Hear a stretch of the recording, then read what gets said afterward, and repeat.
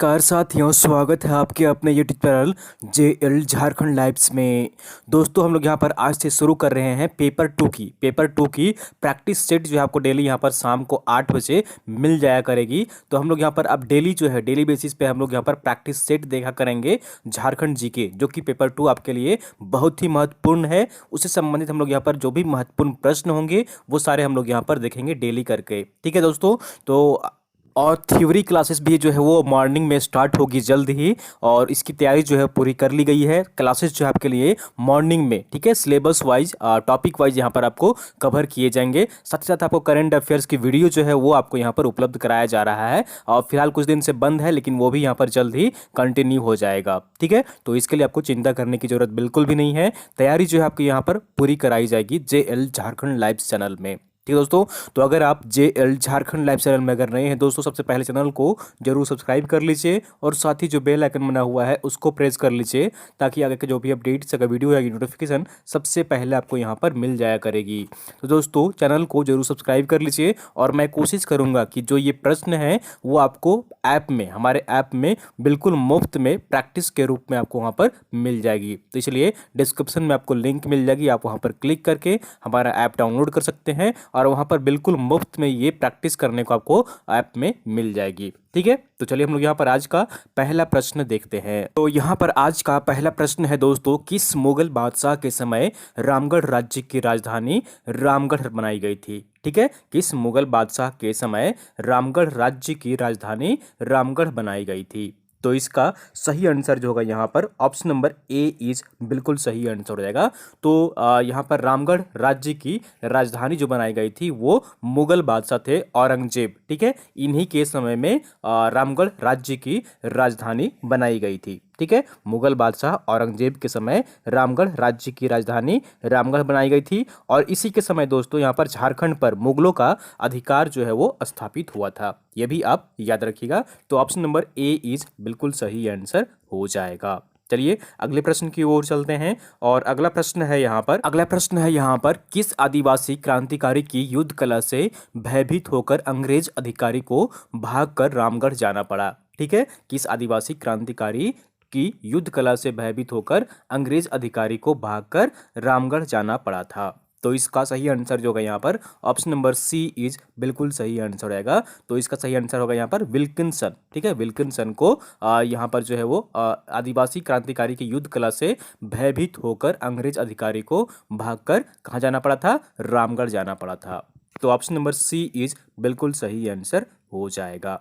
अगला प्रश्न है यहाँ पर देख लीजिए, दीवा किसुन, ठीक है, दीवा किसुन सोरेन का अंग्रेजों के विरुद्ध विद्रोह राज्य के किस जिले में हुआ था? ठीक है, दीवा किसुन सोरेन का अंग्रेजों के विरुद्ध विद्रोह राज्य के किस जिले में हुआ था? तो इसका सही आंसर जो होगा यहाँ पर ऑप्शन नंबर बी इज बिल्कुल सही आंसर हो जाएगा। ठीक है, तो ये जो हुआ था वो पश्चिमी सिंहभूम में हुआ था। कहाँ पर हुआ था? पश्चिमी सिंहभूम में।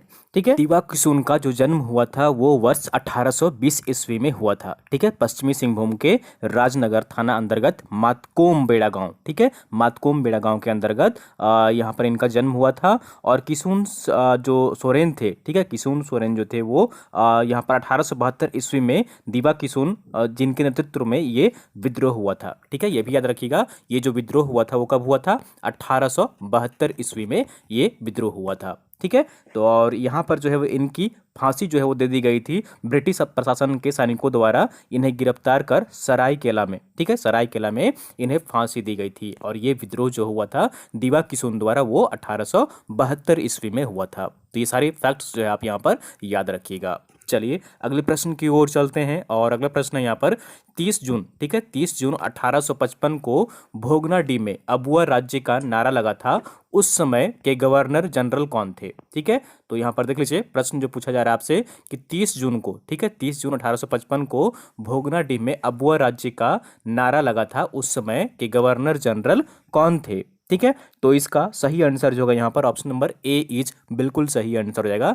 तो ये थे डलहौजी। कौन थे? डलहौजी थे उस समय के गवर्नर जनरल। ठीक है, तो ऑप्शन नंबर ए इज बिल्कुल सही आंसर हो जाएगा 30 जून 1855 को। ठीक है, 30 जून 1855 को भोगनाडीह में अबुआ राज्य का नारा लगा था। उस समय भारत के जो गवर्नर जनरल थे वो लॉर्ड डलहौजी थे, ये याद रखिएगा।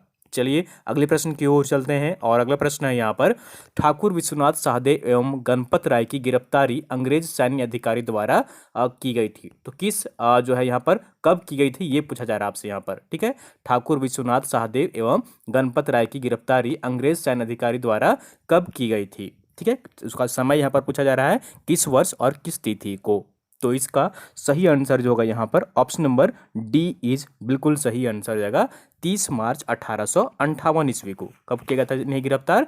30 मार्च 1858 ईस्वी को ठाकुर विश्वनाथ सहदेव एवं गणपत राय की गिरफ्तारी अंग्रेज सैन्य अधिकारी द्वारा किया गया था। ठीक है, ये याद रखिएगा। तो उस समय जो अंग्रेज यहाँ पर जनरल मेजर थे वे थे नरेश। ठीक है, कौन थे? अंग्रेज मेजर नरेश थे, जिनके द्वारा लोहरदगा के ककरंग घाट के जंगल में ठाकुर विश्वनाथ सहदेव और गणपत राय को गिरफ्तार किया गया था। और कमिश्नर डाल्टन थे उस समय, उनके आदेश के अनुसार 16 अप्रैल 1858 को और 21 अप्रैल 1858 ईस्वी को इन दोनों को फांसी दे दी गई थी। और कहाँ दी गई थी? तो जिला स्कूल, ठीक है, वर्तमान के जिला स्कूल के मुख्य द्वार के समीप जो है वो इन दिनों वहां पर जो उसका नामकरण किया गया है वो शहीद स्थल किया गया है। और वहीं पर एक जो है वो कदम के वृक्ष से, ठीक है, कदम के वृक्ष से लटका कर उन्हें फांसी दे दी गई थी। ठीक है, तो ये सारे बात आप यहाँ पर याद रखिएगा।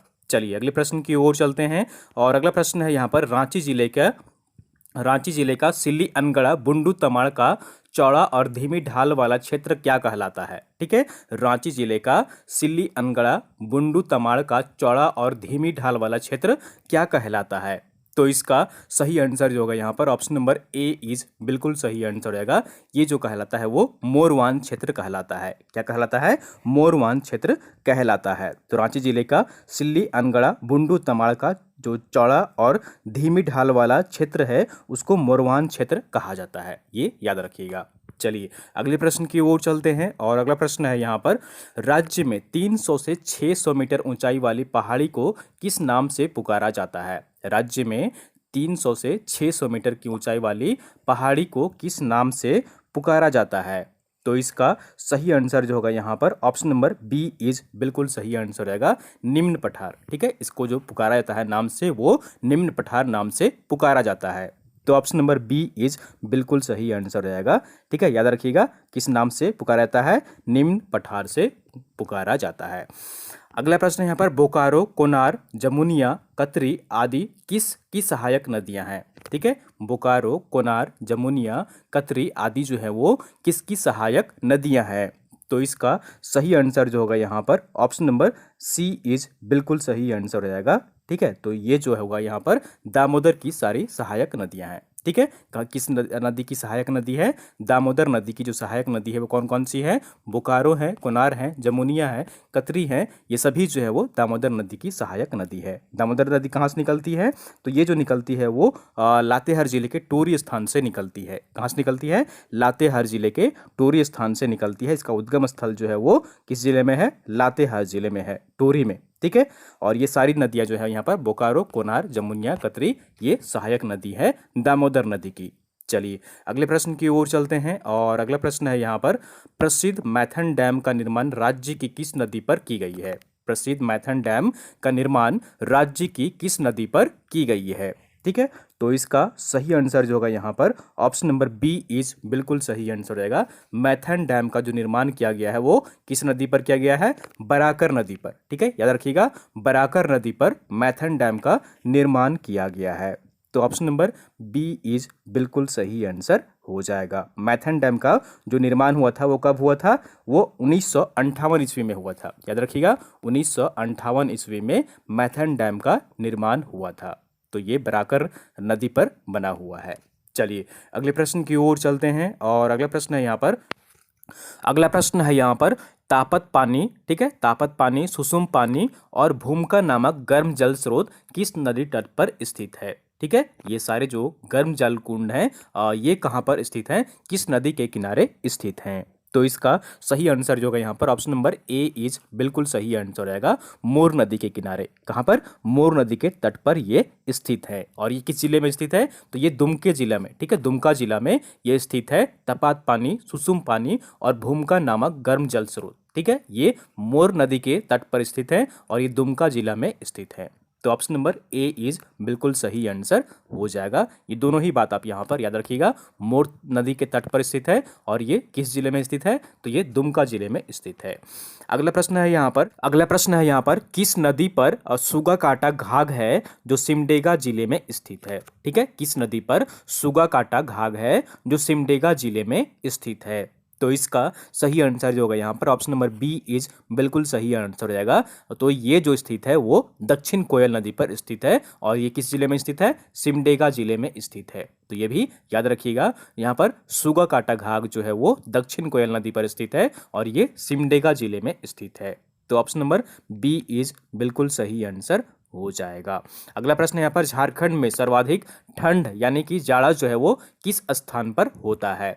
झारखंड में सर्वाधिक ठंड जो है वो किस स्थान पर होता है? आप सभी नाम से परिचित होंगे, जानते भी होंगे। इसका सही आंसर जो होगा यहाँ पर ऑप्शन नंबर यहाँ पर देख लीजिए सी इज बिल्कुल सही आंसर रहेगा। नेतरहाट है। सबसे ज़्यादा जो ठंड पड़ती है वो झारखंड में, वो कहाँ पर पड़ती है? नेतरहाट में पड़ती है। ठीक है, ये किस जिले में स्थित है? तो ये लातेहार जिले में नेतरहाट स्थित है और ये एक यहाँ पर जो है वो पर्यटन के तौर पर इसे देखा जाता है। यहाँ पर सुबह और शाम का सूर्य जो है वो यहाँ पर देखा जाता है। ठीक है, तो इसे भी आप यहाँ पर याद रखिएगा।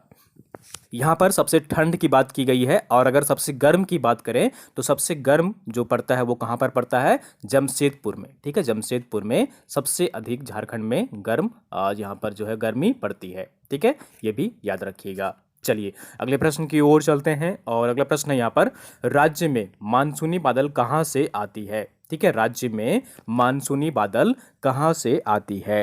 तो इसका सही आंसर जो होगा यहाँ पर ऑप्शन नंबर देख लीजिए, इसका राइट आंसर जो होगा बी इज बिल्कुल सही आंसर रहेगा। बंगाल की खाड़ी से। कहाँ से? बंगाल की खाड़ी से झारखंड राज्य में मानसूनी बादल आती है। ये भी याद रखिएगा, यहाँ पर झारखंड में मानसूनी बादल कहाँ से आती है? तो बंगाल की खाड़ी से आती है। तो ऑप्शन नंबर बी इज बिल्कुल सही आंसर हो जाएगा। अगला प्रश्न यहाँ पर राज्य में पाई जाने वाली, ठीक है, राज्य में पाई जाने वाली किस मिट्टी में पोटास, फास्फेट, नाइट्रोजन की मात्रा अधिक होती है? ठीक है, राज्य में कौन सी ऐसी जो है मिट्टी जिसमें पोटास, फॉस्फेट, नाइट्रोजन की मात्रा अधिक होती है? तो इसका सही आंसर जो होगा यहाँ पर ऑप्शन नंबर बी इज बिल्कुल सही आंसर रहेगा। काली मिट्टी में। किस मिट्टी में? काली मिट्टी में पोटास, फास्फेट और नाइट्रोजन जो होती है वो अधिक मात्रा में होती है।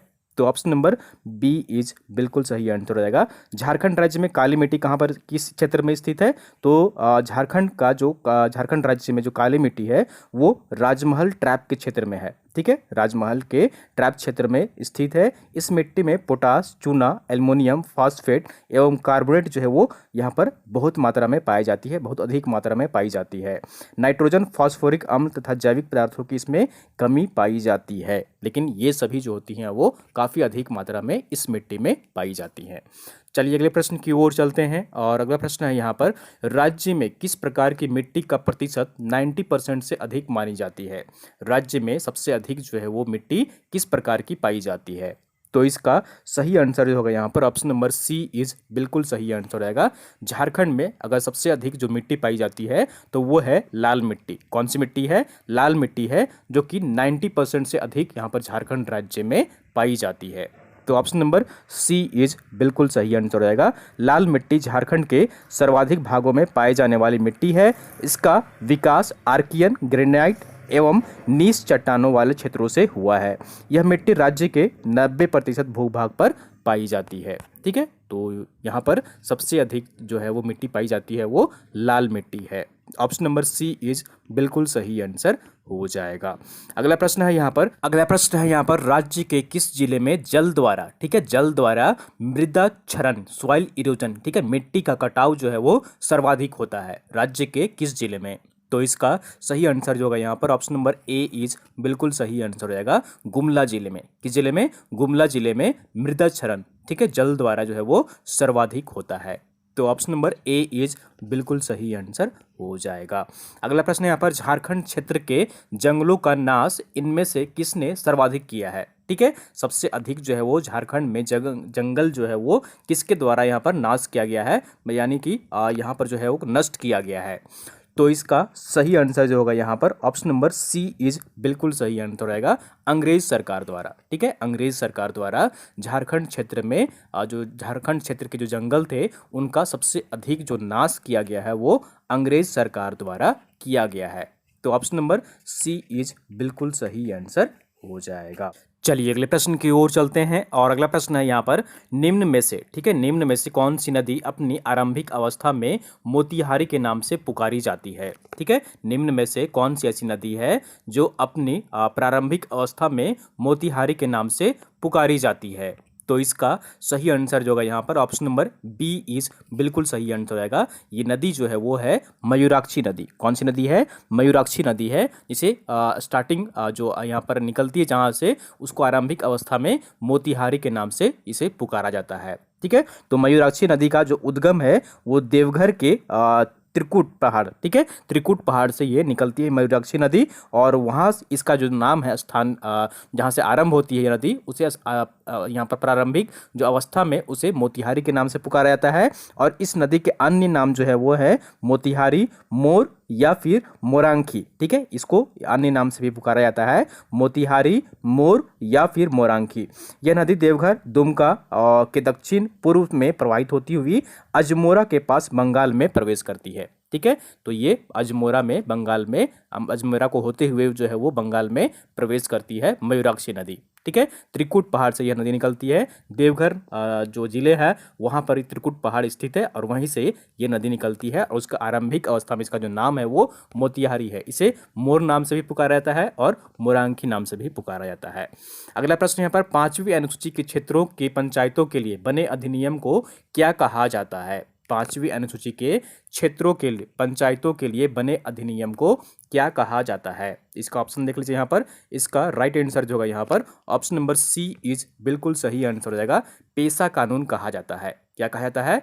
पेशा कानून कहा जाता है। ठीक है, याद रखिएगा यहाँ पर कि जो 5वीं अनुसूची है और उसके अंतर्गत जो भी क्षेत्र के पंचायत आते हैं उनके लिए जो अधिनियम बना गया है उसका क्या कहता है? पेशा कानून कहा जाता है। तो ऑप्शन नंबर सी इज बिल्कुल सही आंसर हो जाएगा। चलिए अगले प्रश्न की ओर चलते हैं और अगला प्रश्न है यहाँ पर, अनुसूचित क्षेत्र, ठीक है, अनुसूचित क्षेत्रों में पंचायत समिति के प्रमुख एवं उप प्रमुख के पद एसटी के लिए आरक्षित होंगे। यह झारखंड पंचायती राज अधिनियम की किस धारा में है? ठीक है, किस धारा में प्रावधान किया गया है कि अनुसूचित क्षेत्र जो होंगे, पंचायत समिति के प्रमुख एवं उप प्रमुख जो होंगे वो एसटी पद के होंगे। तो इसका सही आंसर जो होगा यहाँ पर ऑप्शन नंबर ए इज बिल्कुल सही आंसर हो जाएगा।